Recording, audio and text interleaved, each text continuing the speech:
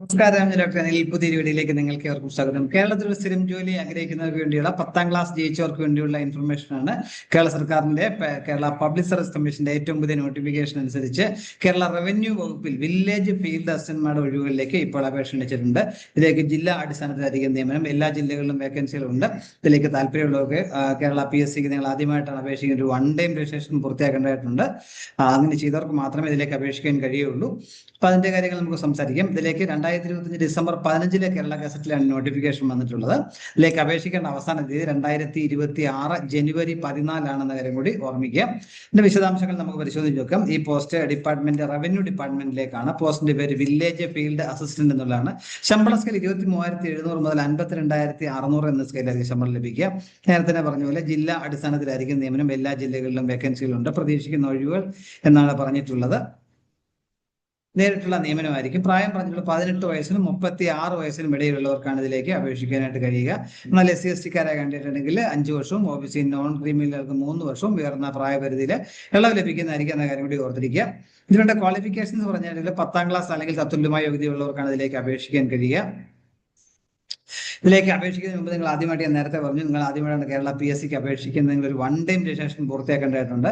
അതിനായിട്ട് www.keralapsc.gov.in എന്ന സൈറ്റിൽ പോയിട്ട് നമ്മുടെ basic details, email ID, mobile number, address, phone number എല്ലാം കൊടുത്ത് നിങ്ങൾക്ക് ഒരു പ്രൊഫൈൽ ക്രിയേറ്റ് ചെയ്യാൻ പറ്റും. അങ്ങനെ ക്രിയേറ്റ് ചെയ്യുന്ന പ്രൊഫൈലിന്റെ യൂസർ IDയും പാസ്വേഡ് ഉപയോഗിച്ച് നമ്മൾ അത് ഓപ്പൺ ചെയ്ത ശേഷം എത്ര പോസ്റ്റിന് പിന്നീട് അപേക്ഷിക്കാനായിട്ട് കഴിയും എന്ന കാര്യം ഓർമ്മിക്കുക. അപ്പൊ നമ്മൾ അങ്ങനെ ആ പ്രൊഫൈൽ ക്രിയേറ്റ് ചെയ്യുന്ന സമയത്ത് നിങ്ങൾ ലേറ്റസ്റ്റ് ആയിട്ട് ഫോട്ടോ കൂടി അപ്ലോഡ് ചെയ്യേണ്ടതായിട്ടുണ്ട്. ആ ഫോട്ടോ അപ്ലോഡ് ചെയ്യുന്നതിന്റെ ഫോട്ടോയുടെ അടിയിൽ നിങ്ങളുടെ പേരും ഫോട്ടോ എടുത്ത തീയതിയും വ്യക്തമായിട്ട് രേഖപ്പെടുത്തണം എന്നും പറഞ്ഞിട്ടുണ്ട്.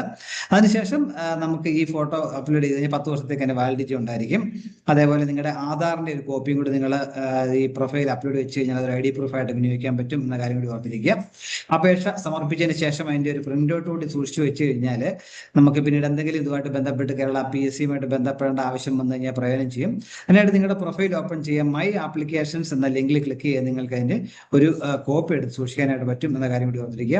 അതുപോലെ തികച്ചും സത്യസന്ധമായ വിവരങ്ങൾ മാത്രം നൽകാനായിട്ട് നമ്മൾ ശ്രമിക്കുക. കാരണം പിന്നീട് നമ്മൾ ഡോക്യുമെന്റ് വെരിഫിക്കേഷൻ, മറ്റു വെരിഫിക്കേഷൻ സമയത്ത് നമ്മൾ കൊടുത്തിരിക്കുന്ന ഡോക്യുമെന്റ്സ് തെറ്റാൻ തെളിഞ്ഞ് നമ്മുടെ കാൻഡിഡേറ്റ് തന്നെ നഷ്ടപ്പെടാൻ സാധ്യതയുണ്ടെന്ന കാര്യം പ്രത്യേകം ഓർമ്മിപ്പിക്കുക.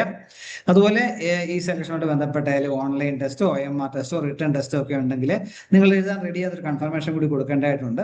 അങ്ങനെ കൺഫർമേഷൻ കൊടുത്തെങ്കിൽ മാത്രമേ നമ്മൾക്ക് പരീക്ഷയ്ക്ക് 2 ആഴ്ച മുമ്പ് ഹോൾ ടിക്കറ്റ് ഡൗൺലോഡ് ചെയ്യാനും പരീക്ഷ എഴുതാനായിട്ടും കഴിയുള്ളൂ എന്ന കാര്യം കൂടി മനസ്സിലാക്കുക. ഒരിക്കൽ കൂടി പറയുന്നത്, ഇതിലേക്ക് അപേക്ഷിക്കേണ്ട അവസാന തീയതി 2026 ജനുവരി 14 വെനസ്ഡേ വരെയാണ്. www.keralapsc.gov.in എന്ന സൈറ്റ് വഴി നിങ്ങൾക്ക് ഇതിലേക്ക് അപേക്ഷിക്കാനായിട്ട് കഴിയും.